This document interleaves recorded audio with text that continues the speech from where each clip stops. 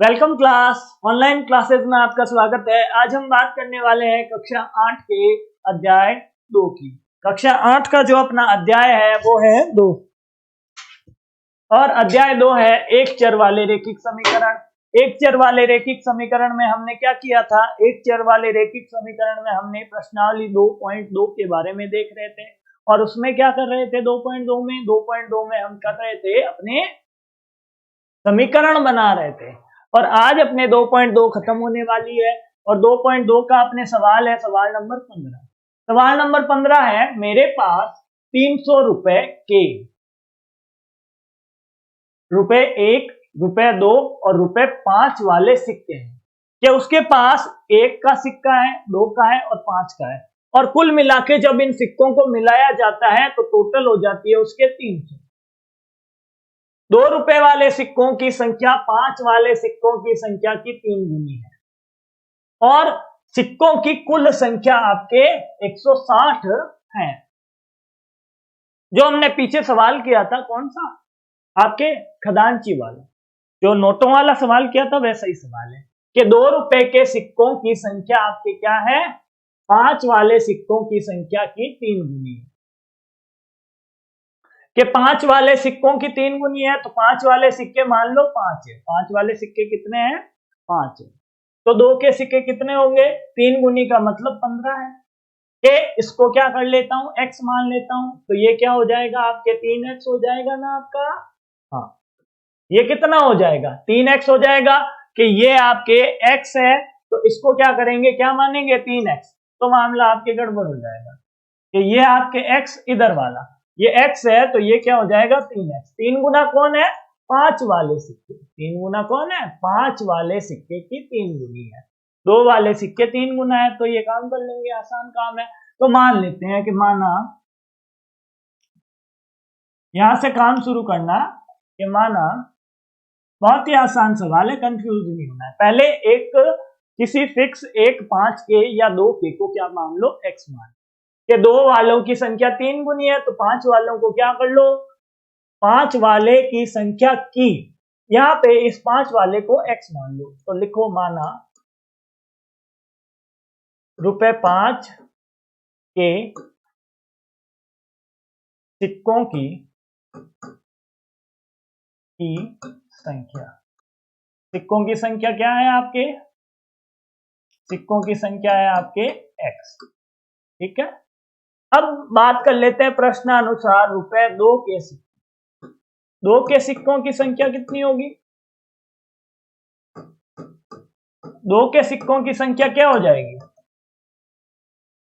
ये 5 वाले 5 सिक्के हैं तो 2 वाले प्रश्न के अनुसार कितने हो जाएंगे? 2 वाले क्या है? 3 गुना है तो ये हो गए आपके 3x हो गए। आगे ये बोलता है कि सिक्कों की कुल संख्या 160 है। सिक्कों की कुल संख्या कितनी है? 160 है। मतलब 160 में से 5 वाले कम कर लो, 5 वाले कम कर लो और 2 वाले कम कर लो तो पीछे क्या बचेंगे? 1 वाले सिक्के बचेंगे। तो 1 वालों की संख्या क्या हो जाएगी? रुपए 1 के सिक्कों की संख्या। 1 के सिक्कों की संख्या क्या हो जाएगी? 1 के सिक्कों की संख्या हो जाएगी कुल में से आप क्या कर लो? अपने 5 के सिक्के कम कर लो। क्या कर लो?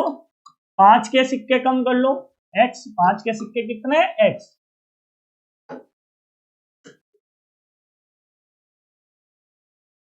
और क्या कम करोगे? 5 वाले कम करोगे तो पीछे क्या बचेंगे? 2 और 1। और 2 वाले कम कर लोगे तो पीछे क्या बचेगा? आपके पीछे सिर्फ 1 वाले सिक्के बचेंगे। तो ये आपके सिक्कों की संख्या आ गई। अब सिक्कों की संख्या से मूल्य बनाना है कि 5 वाले सिक्के कितने हैं? मान लेते हैं कि 5 है। 5 वाले सिक्के 5 है तो कुल रुपए कितने हो गए? 5 रुपए के 5 सिक्के हैं तो रुपए कितने होते हैं? 25 रुपए होते हैं। तो आपके हम क्या करते हैं? सिक्कों की संख्या को, इसको सिक्कों की संख्या को किससे गुणा करते हैं? 5 से गुणा करते हैं तो कुल 5 के कितने रुपए हैं वो आ जाते हैं, 5 के रुपए। तो कुल संख्या क्या हो जाएगी आपके? कि प्रश्नानुसार क्या होगा? जो आपके कुल रुपए है वो कितने हैं? 300 है। और ये 300 रुपए कैसे बने? कि 5 वालों से आपके कुछ रुपए बने होंगे, 5 के सिक्के x है तो उनका मूल्य हो गया 5x। उसके बाद 2 वाले सिक्के कितने हैं 3x, तो ये हो गया आपके 2 वालों सिक्कों का मूल्य। कि 2 रुपए के मान लो 20 सिक्के हैं तो 2 गुणा 20 करते हैं कि नहीं करते। और 5 के मान लो 6 रुपए हैं, 6 सिक्के हैं तो 5 गुणा 6 करते हैं कि नहीं करते। वैसे ही आप क्या कर दोगे, 1 रुपए को क्या कर दोगे 160 माइनस x माइनस 3, तो ये आपके कुल रुपए का हिसाब किताब आ जाएगा। इतना काम करने के बाद आगे चलो, इतना काम करने के बाद आगे चलना है अपने को।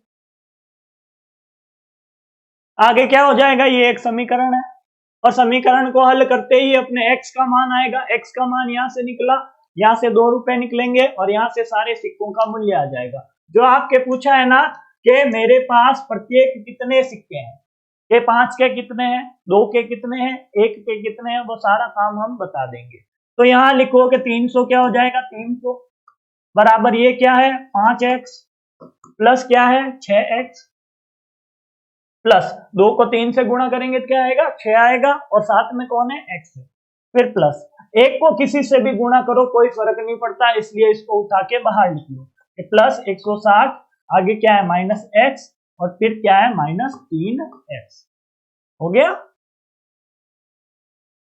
अब आप क्या करोगे, यहाँ पे आप क्या करोगे, यहाँ पे ये किसके बराबर है 300 के बराबर है, वो देखो आप लोग। और उसके बाद आगे देखो कि x और ये रहा x और x दोनों जुड़ेंगे तो क्या हो जाएंगे 11x।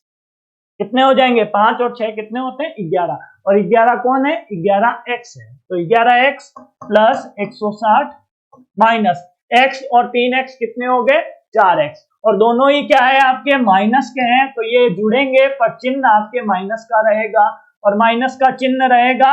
या फिर इसको ऐसे मत करो, इसको एक बार वापस लिख लो,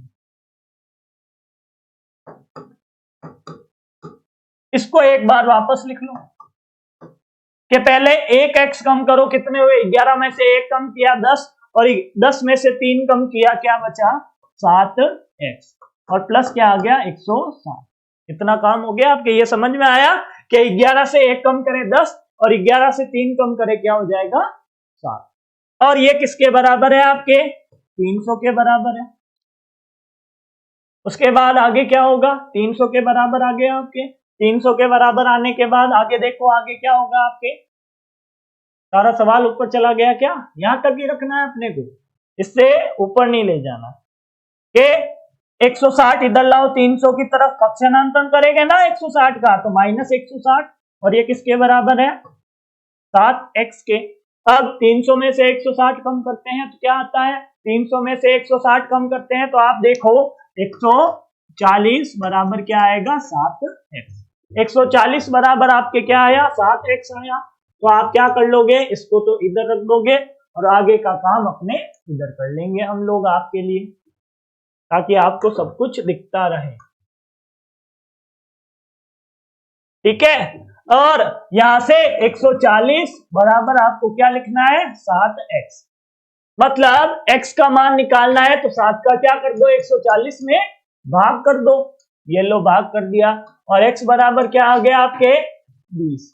x बराबर क्या आया बताओ 20 आया, और ये 20 किसका मान है 5 वाले सिक्कों का मान है। x किसका मान है 5 वाले सिक्कों का मान है।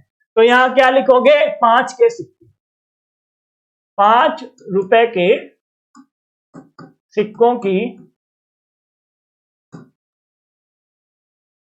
संख्या कितनी होगी, 5 रुपए के सिक्कों की संख्या कितनी होगी ये बताओ।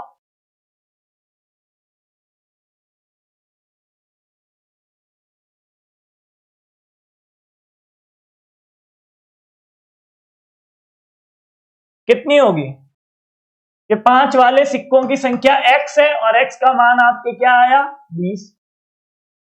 अब आपको 2 रुपए के सिक्के भी चाहिए, तो 2 रुपए के सिक्के, 2 रुपए के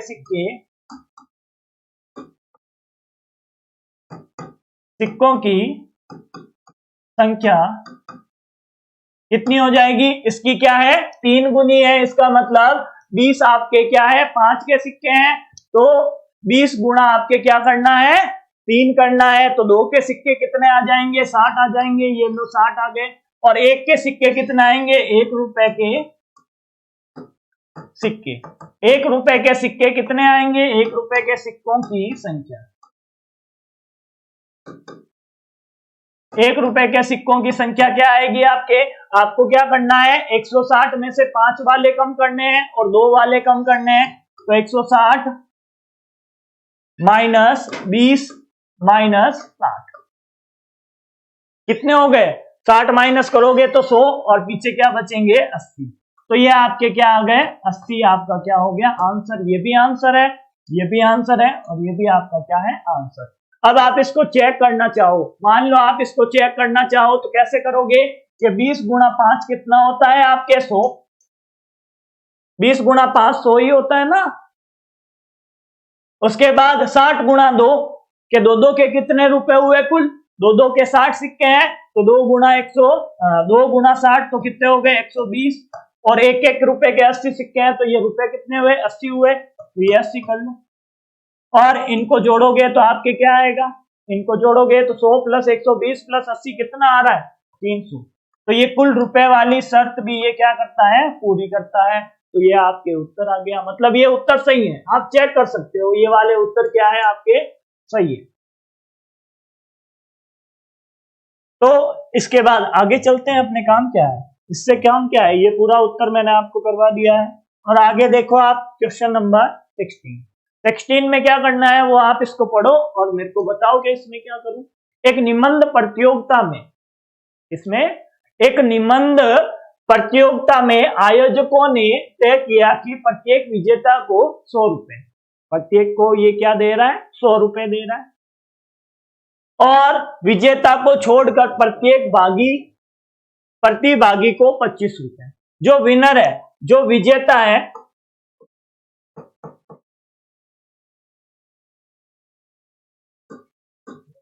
विजेता को कितने दिए इसने, विजेता को प्रत्येक को 100 रुपए दिए और उसके अलावा जिसने भी भाग लिया उसको 25 रुपए दिए। कितने रुपए दिए 25। ऐसे ये करके कितने रुपए देता है, ऐसे ये टोटल देता है 3000 रुपए। कितने रुपए देता है, ऐसे ये टोटल 3000 रुपए देता है। और उसके कुल प्रतिभागी कितने हैं, कुल प्रतिभागी है 63। कुल कितने प्रतिभागी हैं 63। तो इसका मतलब है किसी एक को क्या मान लेता हूं, 2 ही ऑप्शन है अपने पास, 2 ही ऑप्शन है, एक तो आपके विजेता है और एक विजेता के अलावा है।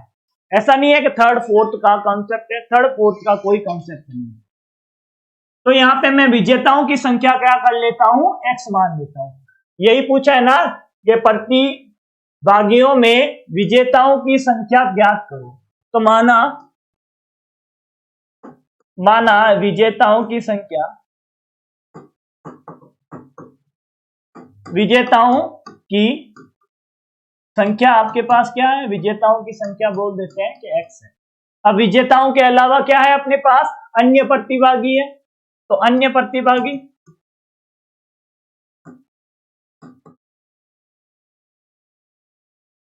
प्रतिभागी कितने हैं, अन्य प्रतिभागी की या अन्य प्रतिभागियों, सही से थोड़ा ग्रामर भी सुधारते हैं, की संख्या कितनी होगी, के x है, के विजेता मान लो 20 हैं तो विजेता के अलावा कितने बचेंगे कि 63 माइनस विजेताओं की संख्या करेंगे तो बाकी के आपके उत्तर आ जाएंगे 40। इसका मतलब आपने 63 में से क्या किया, विजेताओं की संख्या को कम किया। विजेताओं की संख्या को कम करने का मतलब आप क्या कम कर रहे हो, 63 में से x कम कर रहे हो। अब 63 में से x कम करोगे तो आपके क्या हो जाएगा, उत्तर आ जाएगा। अब 100 रुपए वो क्या करता है, प्रत्येक विजेता को देता है।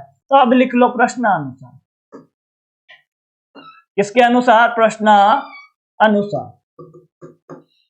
प्रश्न के अनुसार क्या करता है ये, प्रश्न के अनुसार देखो क्या करता है कि 100 रुपए किसको देता है, विजेताओं को। मान लो 20 विजेता है, कितने हैं 20 विजेता है, तो 100 के हिसाब से कुल रुपए कितने देगा, 20 गुणा 100। x विजेता है तो कितने देगा, 100 गुणा x, तो 100 गुणा x क्या करता है, प्रत्येक विजेता को, मतलब प्रत्येक विजेता को 100 देता है, तो विजेताओं की संख्या x है, तो x और विजेताओं की संख्याओं को गुणा कर लेंगे। आगे प्लस करेंगे किसमें, अन्य प्रतिभागी भी तो हैं 25 रुपए वाले, तो अन्य प्रतिभागी वालों को क्या कर लेंगे, 25 से गुणा कर लेंगे, ये आ गया 63 माइनस x, और ये कुल रुपए कितने हो गए आपके, कुल रुपए हो गए 3000, तो 3000 के क्या कर दो बराबर। अब आपके काम क्या है, अब आपके काम है इस 25 को अंदर गुणा करवाना। 25 को अंदर गुणा करवाओगे, वो कैसे करोगे ये बताओ, कि 25 को अंदर गुणा करवाना है। 25 को अंदर गुणा करवाओगे तो ये तो होगा 100x प्लस 25 का गुणा करवाओ 63 से, तो 25 को 63 से गुणा करवा लो आप, कि 25 तिया 75 और 25 चके 150, 150 प्लस 7, ये कितने हो गए 1575, 1575 ही होंगे, हाँ ये हो गए 1575, और माइनस क्या होगा आपके, माइनस होगा 25 को x से गुणा करोगे तो 25x, और वो बराबर आएगा आपके 3000 के। ये काम हो गया आपके, ये काम होने के बाद इसको हटा दो, इसका मतलब 25x और 100x माइनस 25x कितने हो जाएंगे, 100 में से 25 कम करूंगा क्या बचेंगे 75x, और प्लस क्या है आपके 1575, और ये किसके बराबर है 3000 के बराबर है। अब 3000 के बराबर है तो अपने को तो x की वैल्यू चाहिए, तो पहले 75x को इधर रखूंगा और 1575 को इधर ले जाऊंगा, तो 3000 माइनस 1575, 3000 माइनस 1575 कितना होगा आपके 1425, कितना होगा 1425, तो ये आ गया आपके 1425 और 75x। अब आपको सिर्फ x का मान चाहिए, सिर्फ x का मान आप आते ही आपके क्या आ जाएगा, उत्तर आ जाएगा, तो इसको इधर समझो थोड़ा सा, ये आपके क्या आया 75x, और 75x किसके बराबर है 1425 के, 1425 के बराबर है। मतलब x का मान चाहिए तो 75 का क्या करूंगा, पक्षांतरण करूंगा, और 75 का पक्षांतरण करते ही भाग में क्या आ गया 75, और 75 का भाग लगाओगे किसमें 1425 में, तो उत्तर क्या आएगा आपके 19। भाग लगा के देख लो कि 1425 में भाग लगाना है 75 का, तो डायरेक्ट 75 का तो भाग कर नहीं सकते, तो 3 का भाग करो, 3 का भाग करोगे 14 में तो कितने बार लगेगा 4 बार, और पीछे बचेगा 2 7 बार, और पीछे बचेगा 1 5 बार, और 25 बार, 4 7 5 बटा 25 आया। 25 का भाग लगा दो डायरेक्ट, 25 का भाग लगाओगे कितने बार, 25 का डायरेक्ट लगाना भी थोड़ा मुश्किल हो जाएगा, तो 25 का भाग लगाना है अपने को 475 में, 5 5 से करो ना, 5 5 कब आएंगे 25 में 5 बार, और इसमें लगाओगे तो आपके 9 और 3, 9 और 5 95, और 5 का 95 में 19 बार। तो ऐसे आप छोटी छोटी संख्याओं से क्या कर सकते हैं, भाग कर सकते हैं। कैलकुलेटर आपके वहां पे अलाउड नहीं होगा, तो छोटी छोटी संख्याओं से आप इसको काट के क्या कर सकते हैं, हल कर सकते हैं। ये x का मान क्या है आपके विजेताओं की संख्या, तो क्या लिखेंगे, अतः विजेताओं की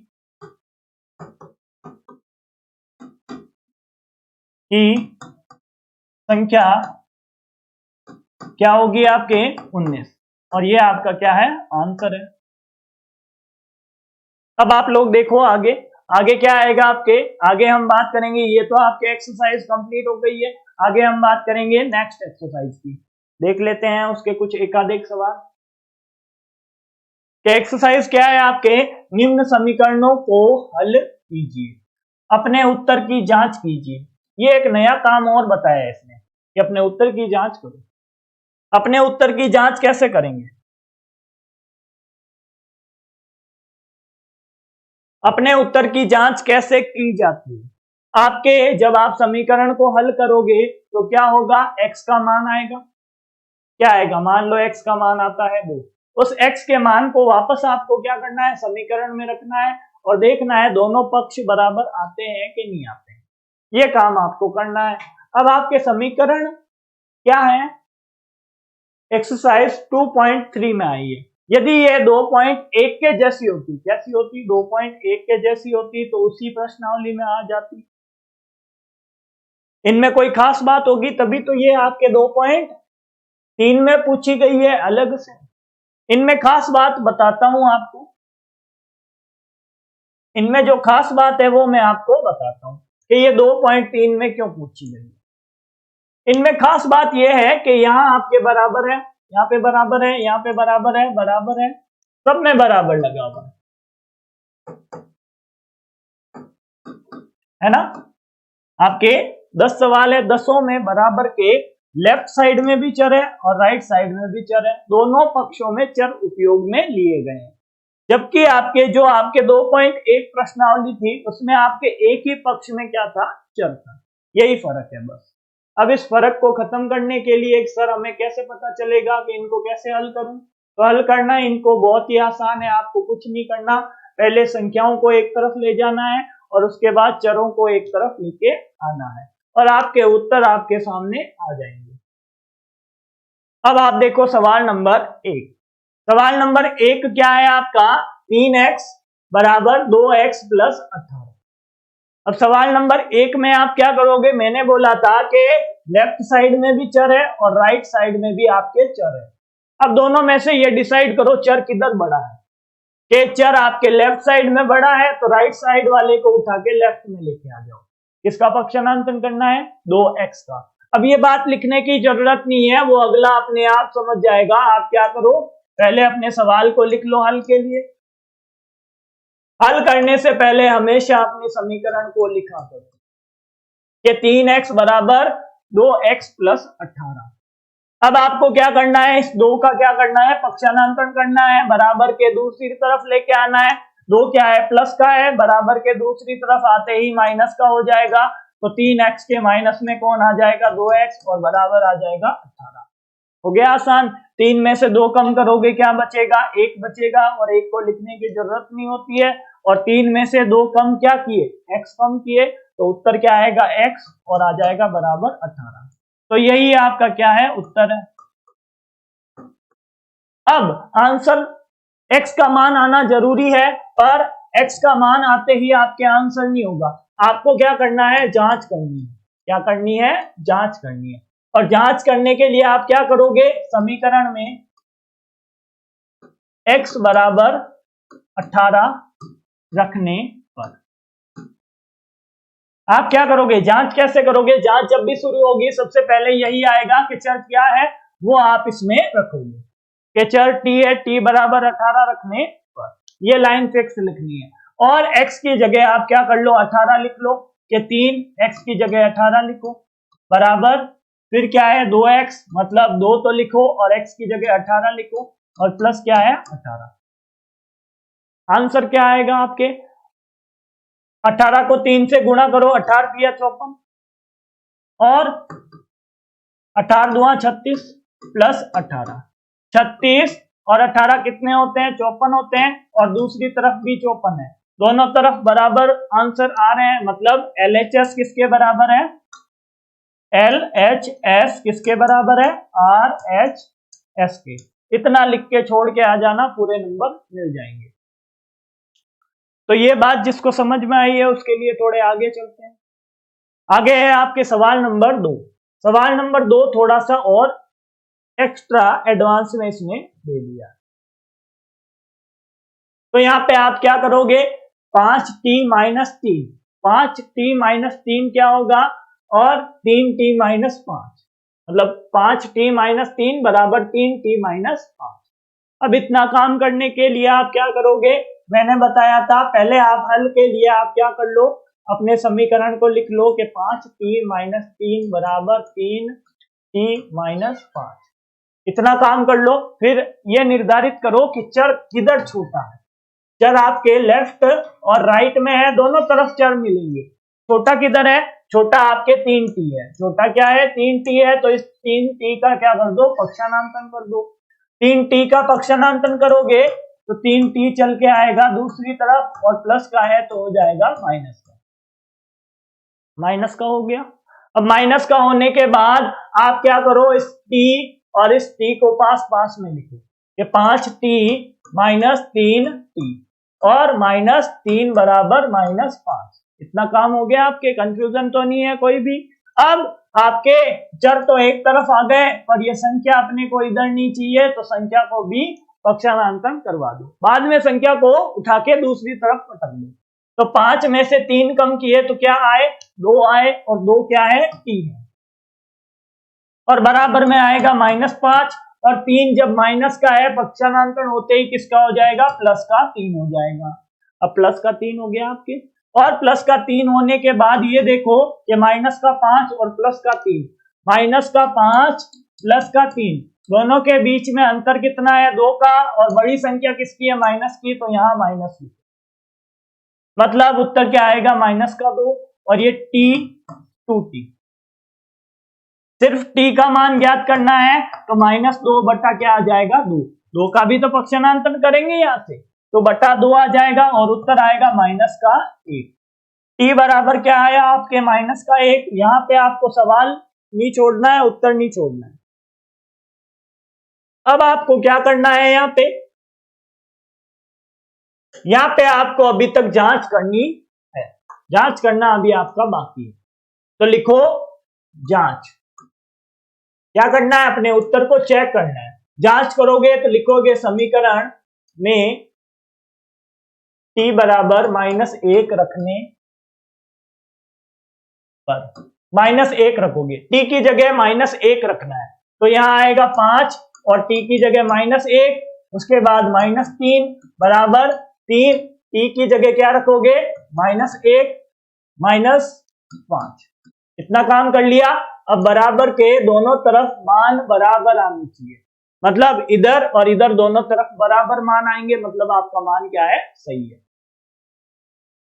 तो यहाँ पे देखो क्या आया, 5 -1, दोनों को गुणा करेंगे तो -5 और -3 बराबर, 3 को -1 से गुणा किया तो -3 -5, अब -3 और -5 माइनस के 8, और बराबर क्या आएगा, -8।